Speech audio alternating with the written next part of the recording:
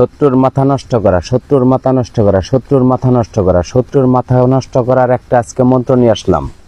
দেখেন শত্রুর মাথা নষ্ট করার মন্ত্রটা আপনারা কিভাবে প্রয়োগ করবেন। এই যে দেখেন শত্রুর মাথা নষ্ট করার নস্কা, এটা জাফরানের মেসোকের কালি দ্বারাই এই নস্কাটা আপনারা অঙ্কন করবেন। শত্রুর মাথা নষ্ট না হয়ে কোনো উপায় নেই, শত্রুর মাথা নষ্ট হইতে হবে। এই যে দেখেন নস্কাটা আপনারা ভালোভাবে খেয়াল করেন। এই নস্কাটা সুন্দরভাবে অঙ্কন করবেন। অঙ্কন করে সেরা এই রাত 12টার পরে এই যে দেখেন আমি কিভাবে বসছি, পাক পবিত্র হয়ে বসতে হবে, তা না হলে দেখবেন যে আপনার ক্ষতি হবে। নাপাক ভাবে বসা যাবে না।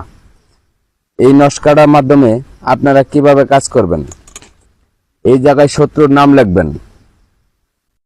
এই জায়গায় শত্রুর নাম লিখে সেরা এই কাগজটারে সুন্দর করে 4টা বল্টন করবেন। 4টা বল্টন করে সেরা আপনি যে জায়গায় বসবেন পাক শরীরে বসে সেরা সুন্দর করে 1 ইঞ্চি মাটির নিচে আপনারা এই নস্কাটা সুন্দর করে রোপণ করে দেন। করে দিয়ে সেরা এরকম একটা করে নেবেন আমার মতন। দেখেন করিটা ভালো করে খেয়াল করেন। করে দিয়ে 3টা ঘষা দিবেন, শত্রুর নাম মুখে মুখে বলবেন।